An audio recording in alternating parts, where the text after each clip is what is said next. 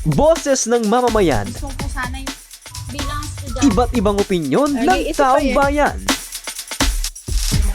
Ang gusto ko talagang Ating alamin sa Kalye Survey. Sapatos po. Gusto ko po magkasapatos para po may pang dagdag po ang forma, ganun. Para po may susot-suotin ako kahit pa paano sa pag-alis-alis po namin. Siguro po ang ideal ko po yung pagmamahal ko sa kanila. Kasi po, yun lang po yung tanging may bibigay ko na valuable and priceless po. Tapos sa pamamagitan po nun, pwede ko pong maipakita kung gaano ko nga po sila kamahal. Tapos kung paano ko sila pinahalagahan, yun po.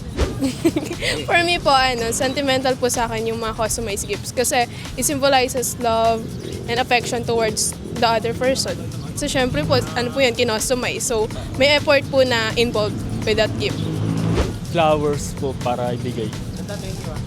I think because common po siya sa Valentine's, tapos tradition na po magbigay parang flowers po para sa mga jowa po. Kaya flowers po. Ito lang po. Simple things lang po, na-appreciate naman po lahat basta galing po sa mga best friends, sa family.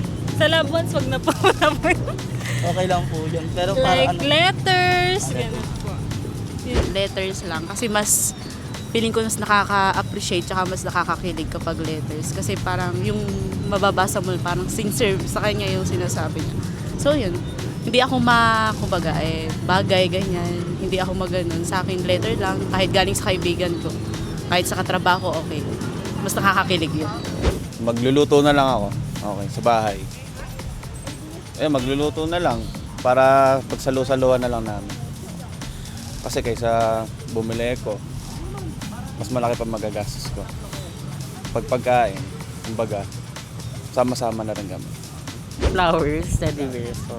Ideal po kasi siya and hindi po kasi sa lahat ng time is may nabibigyan po ng flowers. Parang yun po yung symbol po isa pong symbol ng love. And yung teddy bears po, parang nagsisymbol po siya as kung sino ka po and binibigyan po siya kasi parang yun po yung symbol mo sa kanya.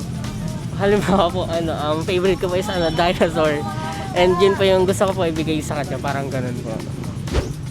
Siguro po sa girlfriend ko, flowers lang ibibigay ko. Kasi po nung nakaraan hindi ko siya nabigyan kasi ngayon lang po ako ngayon lang po ako nagbakasyon lang po ako dito sa Cabanatuan ngayon.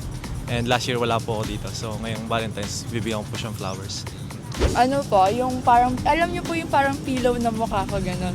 Yun lang po, and yun lang po, pillow na yung mukha ko, and kahit po flowers, gano'n lang, yun lang. Boses ng mamamayan, Gusto ko sana yung bilang estudyante. iba't ibang opinyon ng taong bayan. ang gusto ko talagang Ating alamin sa Kalye Survey.